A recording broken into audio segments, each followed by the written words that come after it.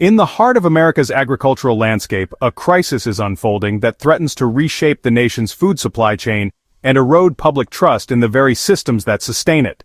The spark? A staggering 300% tariff imposed by Canada on U.S. dairy products, a retaliatory strike that has sent shockwaves through farms, supermarkets, and dinner tables across the United States. This isn't just a trade dispute, it's a brutal wake-up call for an industry already teetering on the edge, exposing vulnerabilities in America's agricultural framework and raising urgent questions about transparency, safety, and national confidence. What began as a policy misstep has spiraled into a full-blown economic and cultural reckoning, with American consumers unknowingly caught in the crossfire of a global trade war. The roots of this crisis trace back to the intricacies of international trade agreements and the delicate balance of protectionism. Since the 1960s, Canada has managed its dairy industry through a tightly controlled supply management system, a fortress of quotas, tariffs, and price controls designed to shield its farmers from foreign competition. Under the United States-Mexico-Canada Agreement, USMCA, the U.S. was granted access to just 3.6% of Canada's dairy market before facing punitive duties. For years, this arrangement held, albeit uneasily, as American dairy producers, particularly in states like Wisconsin and California, pushed to maximize their exports. But in July 2025, the U.S. overstepped its quota, flooding Canada with cheese, butter, and milk beyond the agreed limit. Canada's response was swift and unforgiving, a 300% tariff on non-compliant dairy products, coupled with a slashing of import quotas, effectively slamming the border shut. The fallout was immediate and devastating. Within 48 hours, over 200 containers of American cheese, valued at nearly $3 billion, were rejected at the Canadian border, turned back like unwanted cargo. These shipments, laden with aging inventory and specialty products like Italian-style cheeses, were deemed uncompetitive and unsellable under Canada's punishing tariffs. For American producers, this wasn't just a financial hit, it was a logistical nightmare. Containers that had been destined for foreign supermarket shelves were rerouted to the U.S., flooding the domestic market with surplus dairy. The result? A price war erupted across major retailers like Walmart, Target, and Kroger, with cheese slapped with shock sale labels and steep discounts. To the average shopper, it might have looked like a windfall, a chance to stock up on cheap cheese. But behind those markdowns lies a darker truth. Much of this product is near expiration, previously rejected by international markets, and now being offloaded as what some industry insiders grimly call commercial waste. For American farmers, the situation is nothing short of catastrophic. In Wisconsin, once proudly known as America's cheese capital, the dairy industry is buckling under the weight of this crisis. Since 2020, the state has lost hundreds of its nearly 7,000 dairy farms, and the current tariff war threatens to accelerate that decline. With no buyers for their surplus milk, desperate farmers have resorted to dumping it down drains, a haunting image of an industry pushed to the brink.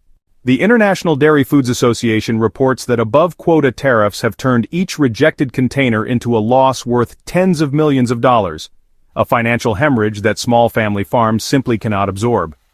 In California, where dairy is a cornerstone of the agricultural economy, the story is no different. Cold storage facilities are overflowing, warehouse fees are skyrocketing, and shipping costs are climbing as producers scramble to offload their inventory. What makes this crisis particularly insidious is the lack of transparency for consumers. Shoppers strolling the aisles of their local supermarkets may notice the sudden abundance of discounted cheese, but few realize they're buying products that Canada, and in some cases other international markets, rejected. Many of these goods were deep frozen to extend their shelf life, a practice that raises questions about quality and freshness. Unlike Canada, where dairy products are subject to rigorous quality controls under programs like ProAction, the U.S. has no equivalent mandate requiring retailers to disclose the origins or condition of these discounted goods. Canada's system, which bans growth hormones like RBST and enforces antibiotic residue testing for every batch of milk, sets a high bar for safety and traceability. In contrast, the flood of rebranded dairy now saturating American markets lacks such assurances, leaving consumers to wonder, are these products safe? Are they eating near-expired stock that failed to meet international standards? The silence from the White House only deepens the unease. As farmers and industry leaders plead for intervention, the administration has offered little more than vague promises and sideline assurances. The National Milk Producers Federation estimates that the U.S. dairy industry has already suffered $7 billion in losses in 2025 alone, a figure compounded by retaliatory tariffs from not only Canada but also Mexico. Industry boards have sent emergency letters to Washington, warning that without large-scale stimulus or a restructured supply chain, the dairy sector could face collapse within 6 to 12 months. Yet no concrete relief plan has emerged, leaving farmers, corporations, and consumers to navigate the fallout alone. In Wisconsin, some local governments have proposed buying up surplus cheese and distributing it for free to residents, but these stopgap measures are fragmented and woefully inadequate to address the scale of the crisis. The ripple effects extend far beyond the dairy aisle. The tariff war has exposed deeper cracks in America's food system, raising uncomfortable questions about trust and governance. For the average American family, say a couple aged 21 to 54 navigating the grocery store with their kids, the promise of cheap cheese might seem like a small victory in an era of rising costs. But the reality is far less comforting. They're not just buying discounted dairy, they're absorbing the fallout of a supply chain in disarray, consuming goods that the global market deemed undesirable. Corporations like Land O'Lakes and Kraft, grappling with exploding costs and overflowing inventories, are keeping the true extent of the damage under wraps, fearing a backlash that could tarnish their brands. Meanwhile, the lack of regulatory oversight means there's no system in place to ensure that consumers are informed about what they're eating, a stark contrast to Canada's farm-level traceability systems, which guarantee hormone-free, antibiotic-free, and ethically produced dairy. This crisis isn't just about economics, it's about confidence. Farmers are losing hope as they watch their livelihoods drain away.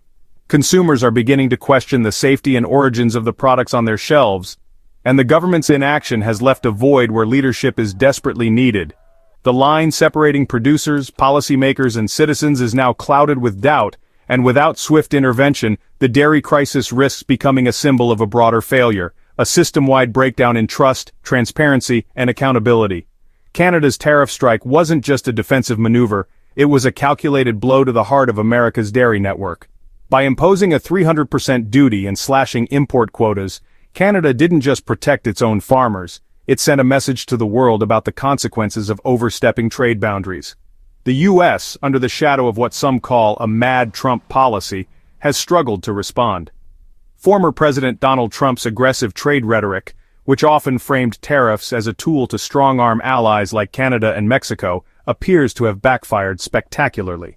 The White House's refusal to engage in meaningful negotiations or offer an emergency aid package has only deepened the crisis, leaving farmers and consumers to bear the brunt of a policy that prioritized bravado over strategy. The stakes are higher than ever, and the crisis is no longer confined to North America. The European Union, Japan, and Australia are now scrutinizing their dairy import policies, with the EU placing over $72 billion worth of American exports, including cheese, on a potential retaliatory tariff list.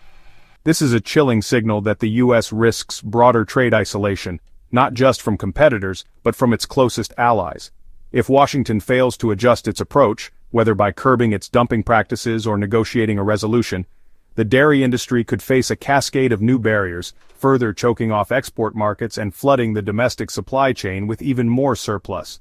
For American consumers, the immediate impact is clear: a flood of cheap, questionable dairy products with no warning labels or origin transparency. But the long-term consequences are even more alarming. The erosion of public trust in the food supply chain is palpable. Shoppers are beginning to wonder whether the government and corporations are prioritizing their safety or simply liquidating inventory to cut losses. The absence of clear regulations, unlike Canada's rigorous standards, means there's no mechanism to protect consumers from the fallout of this trade war. What began as a dispute over cheese has grown into a test of America's ability to manage its agricultural legacy and safeguard its citizens' confidence in the food they eat. The dairy crisis also underscores a broader truth about globalization and trade. In an interconnected world, a single tariff can reverberate across borders, upending industries and reshaping consumer behavior. Canada's supply management system, while criticized by some as protectionist, has proven effective in shielding its farmers from the volatility of global markets. By contrast, the U.S. reliance on aggressive export strategies has left its dairy industry vulnerable to retaliation, exposing the fragility of a system that prioritizes volume over stability. The haunting images of milk pouring down drains in Wisconsin are a stark reminder of what happens when trade policies fail to account for the human cost. As the crisis deepens, the question is no longer just about tariffs or quotas, it's about the future of American agriculture. Will Washington step in with the bold reforms needed to stabilize the dairy industry, or will it allow a cornerstone of the nation's economy to crumble under the weight of inaction? Proposals for stimulus packages, supply chain restructuring, and stricter transparency standards have been floated, but they remain stalled in a political landscape paralyzed by competing priorities. Some states are exploring local solutions, like Wisconsin's plan to distribute surplus cheese, but these efforts are mere band-aids on a wound that requires surgery. The cheese flooding America's supermarkets is more than just a discounted product. It's a symbol of a system in distress. It represents the downstream wreckage of a trade war gone wrong, where farmers, corporations, and consumers are all paying the price for a failure of leadership. The right to safe, transparent food is at stake, as is the sovereignty of America's food policy. If the White House continues to sidestep the issue, the dairy crisis could mark a turning point, not just for agriculture, but for the public's faith in governance itself.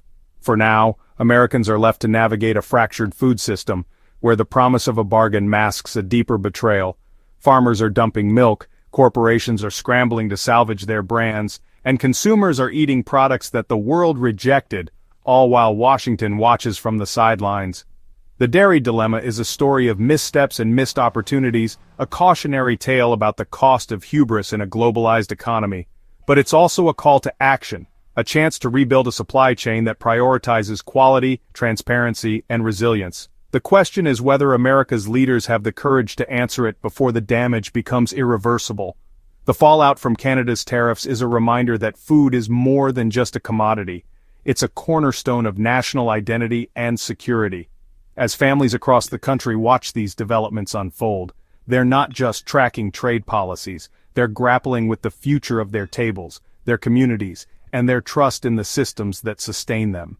The cheese crisis may have started with a single tariff, but its implications stretch far beyond the dairy aisle, challenging America to confront the fragility of its agricultural soul.